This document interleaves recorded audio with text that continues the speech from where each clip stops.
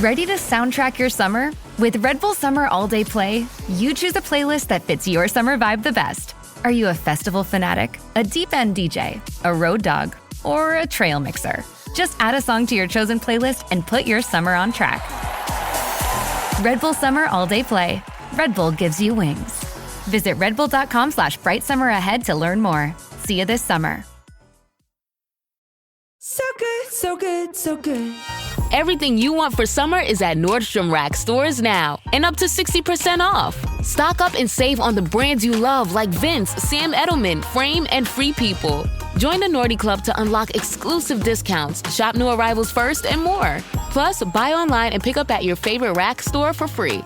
Great brands, great prices. That's why you Rack.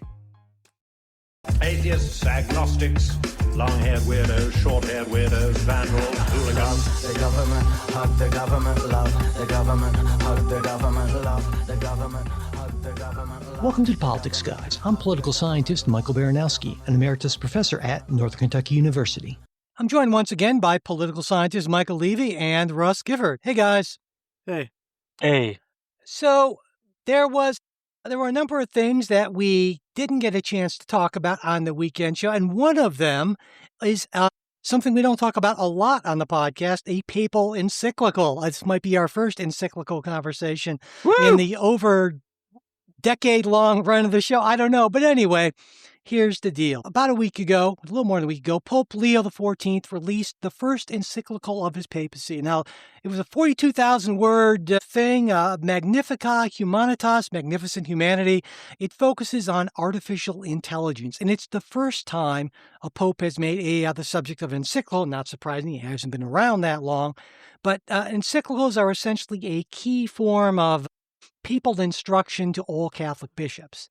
Now, Leo deliberately tied this document to another encyclical, Rerum Novarum, the 1891 encyclical that his namesake, Leo XIII, wrote about labor and capital during the Industrial Revolution. Now, Leo XIV signed his encyclical on that document's 135th anniversary. That was no coincidence. So, in other words, this isn't framed as commentary on, GPT, Claude, or Gemini. It's a Catholic social teaching about who holds power in an economic transformation, with AI as the driver of this particular transformation. Now, the Vatican says the document is basically a nonpartisan moral teaching. It's addressed to all of humanity, and it never mentions Trump or any administration by name. Critics and some allies read it as a pointed contrast with the Trump administration's deregulatory win the race against China approach to AI, a reading that I think is reinforced by the fact that Leo presented it on stage along a co-founder of Anthropic, the company the administration blacklisted 3 months ago. So 2 questions occur to me kind of to start with. First, does this encyclical matter in any real-world political terms? That's probably the easy question. And second, why have Anthropic specifically at the presentation of it? So, Russ, why don't we start with you? What do you think about the meaning, the importance of this encyclical as sort of a social teaching? I mean, I think it's of profound significance. There's roughly 1.5 some odd billion Catholics in the world. So even if I, as a non-Catholic, were to not take a document of this stature seriously, that's still speaking to 1 out of every 8 people on the face of the planet. So for the head of a religion of that much stature to take a stand on something with this much social significance is obviously absolutely massive. And I think in terms of my own youthful ignorance, I found it almost confounding. So yeah, I think it's of profound social importance and significance. Michael, what about you? Yeah, so obviously I agree that it's of profound importance, particularly as we see like in college graduation speeches and where AI is being mentioned, it's being booed. And I'll sort of like get into maybe a couple of elements. I mean, one is the Pope talks about it not being permissible to allow AI to make irreversible, lethal decisions. Like we're all using AI. I use Claude and ChatGPT and Gemini regularly, but I don't use it for life or death decisions because that's not in my purview. But when we're talking about autonomous weapon systems, Pope Leo specifically said that the traditional criteria for just war is outdated. And that's kind of, politically, again, he didn't mention US or America, but that's a slap in the face specifically to a Catholic convert, J.D. Vance, who invoked just war theory in April to defend the strikes in Iran. And Leo just said in 42,000 words that just war theory cannot survive the automation of killing. You can't court-martial a drone. You can't hold a targeting model responsible for a disproportionate strike. The proportionality principle is really important in the human consciousness, and AI warfare removes it. And one final point I just want to make about the right's reaction to this. You saw Interior Secretary Doug Burgum go on Fox Business and said he didn't know tech editorializing was part of the role of being the Pope. And it kind of gave me these echoes of shut up and dribble, right?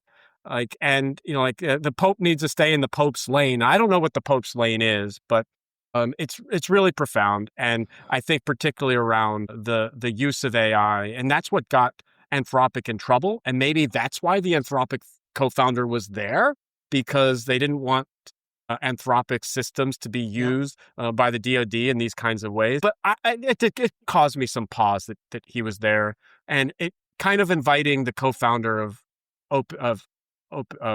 Anthropic is kind of like inviting the CEO of ExxonMobil to co-present your climate encyclical. I don't want to go that far, but I like the analogy.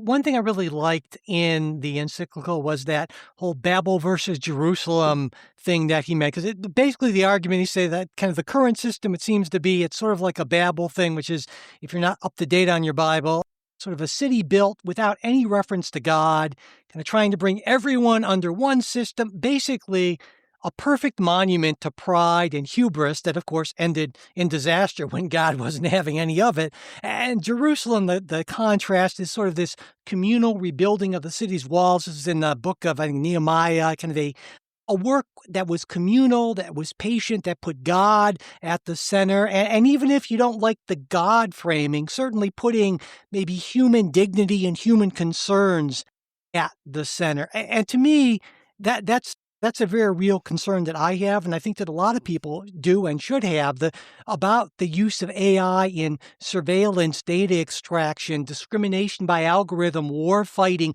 just to command and control everything. And I'll say I've been really influenced by a particular book I'm reading right now in thinking about this. A book that came out in 2019 by a guy named Ian McGilchrist called The Master and His Emissary. And it's basically about how left hemispheric, mechanistic, sort of command and control thinking has essentially come to replace more right hemispheric, holistic coordination and cooperation thinking. It's one of the best books I read, nonfiction books I've read in a long time, and it seems to me very much to apply here. And what I think is that while I agree with so much of what the Pope is saying here, I think that we've already passed that point, and that the Pope can write 30 encyclicals on this, and it's no matter how many Catholics there are, because honestly, it reminds me of that quote from Chesterton, the famous Catholic writer, when he said, "The Christian ideal has not been tried and found wanting. It's been found difficult and left untried." And so sure, there might be 1 billion plus Catholics, but they're not like Rio Catholics. I mean, if you have a problem with the Pope, you're J.D. Vance, you can say, "Hey, buddy, you better be careful when you talk about matters of theology." Like, what? Because they all worship something, but they're not worshiping God. They're worshiping mammon and power. Let's be honest about this. At first, I didn't think it was real. I woke up to this blinding light, and I was transported to another place. Pluto TV! Then I heard a voice. Come with me if you want to live. There were thousands of movies and shows, and they were all free. The truth is out. It's just so beautiful. On Pluto TV, free streaming of Terminator 2, Fringe, Arrow, The 100, and The X-Files may cause excitement, loss of sleep, and sudden belief in extraterrestrials. No credit cards or alien encounters necessary. Pluto TV. Stream now, pay never. When you finally find your thing, you want the whole world to know about that thing. So you use a thing called Canva to make it an even bigger and better thing. Whether you want to create flyers for that thing, make presentations for that thing, or design merch for that thing, you can do anything. So people can see your thing, feel your thing, love your thing. The next thing you know, it's a thing. Canva, the thing that makes anything a thing.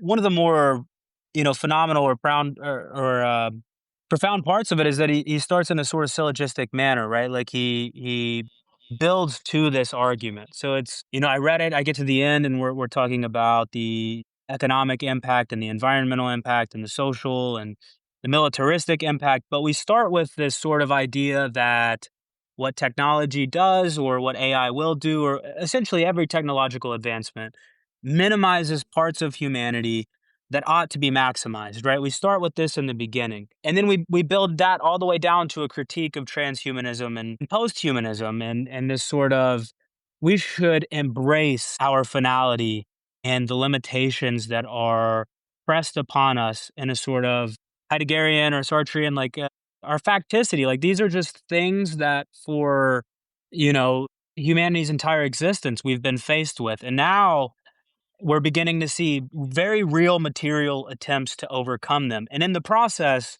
we are removing and in some senses rebuking what it is that makes us human, what it is that makes us active participants and shapers of our environment. And I don't know, I almost felt silly because by the time that I got done with it, I felt more like he was speaking about the role of humanity today than he was AI in general, right? Like you should almost be inspired by it. So Well, yeah, yeah, and that's what I mean. It's not really about AI. I mean, AI is the current setting, but it's about during periods of great change, how do we center regular everyday people, particularly the most vulnerable? And we really should, according to Catholic social teaching. And clearly, that's not happening according to a political reality. Yeah, and I want to make a point because, like, Russ is exactly right in talking about the encyclical at some level is talking about the human condition.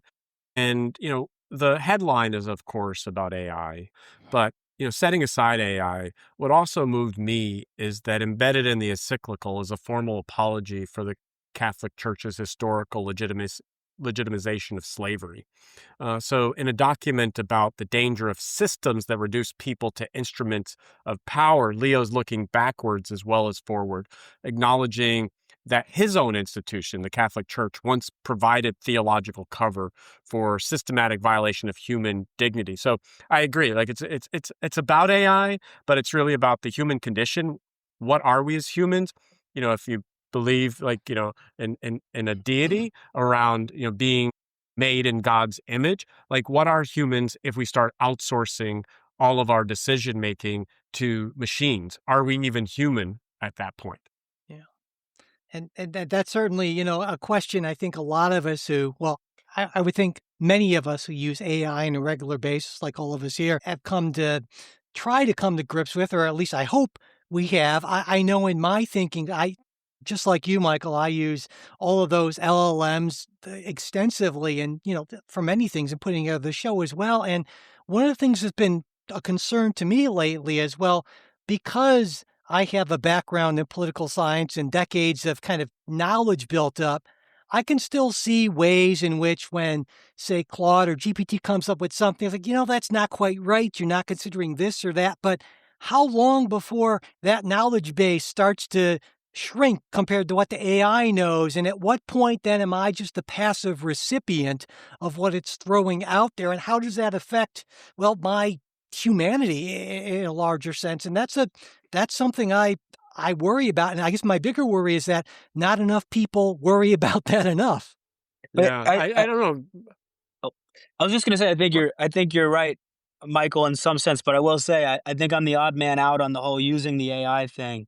I only use it accidentally if I do, and that seems to be because that choice has already been removed for me. So I'm um, we run in an AI-free household up here in Indiana, and it seems that I always manage to find myself inadvertently using it. If you make a Google search the AI summarizes it for me. If you get on Facebook, Meta is attempting to consolidate a marketplace post into the quickest amount of information that you can possibly consume. And I think that in and of itself gets to, the other broader points of the encyclical itself, right? Like the economic impact of just relying upon dead labor, right? Like the Pope mentions that in a sense, like the new digital environment is simply another space of exploitation, that what we produce becomes a new mine to be mined for data.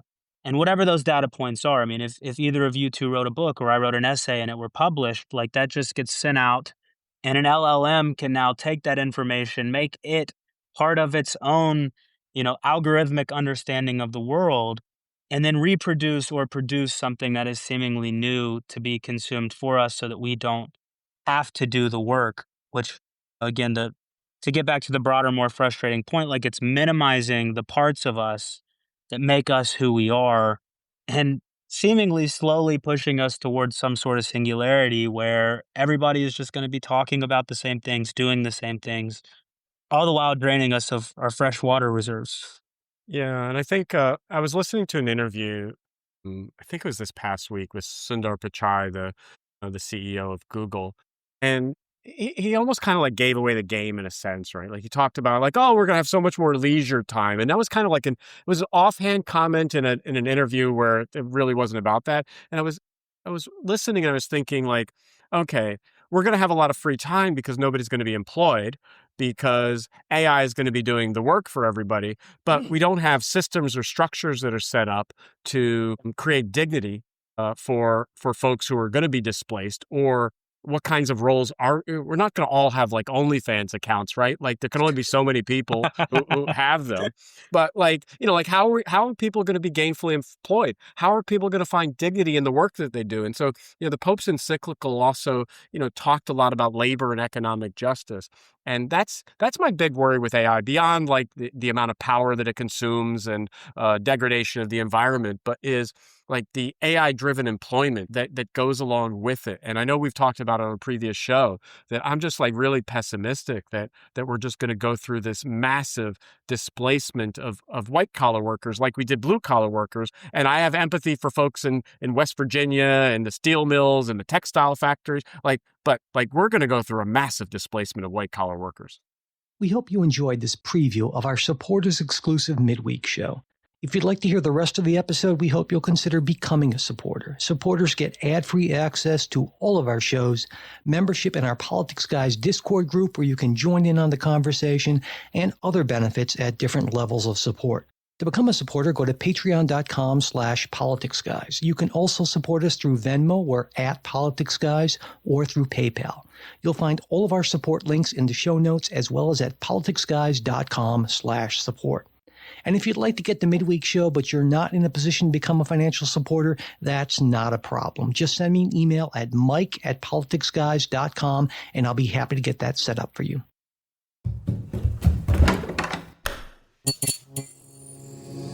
This podcast is part of the Democracy Group. Ryan Reynolds here from Mint Mobile. I don't know if you knew this, but anyone can get the same premium wireless for $15 a month plan that I've been enjoying. It's not just for celebrities. So do like I did and have one of your assistants switch you to Mint Mobile today.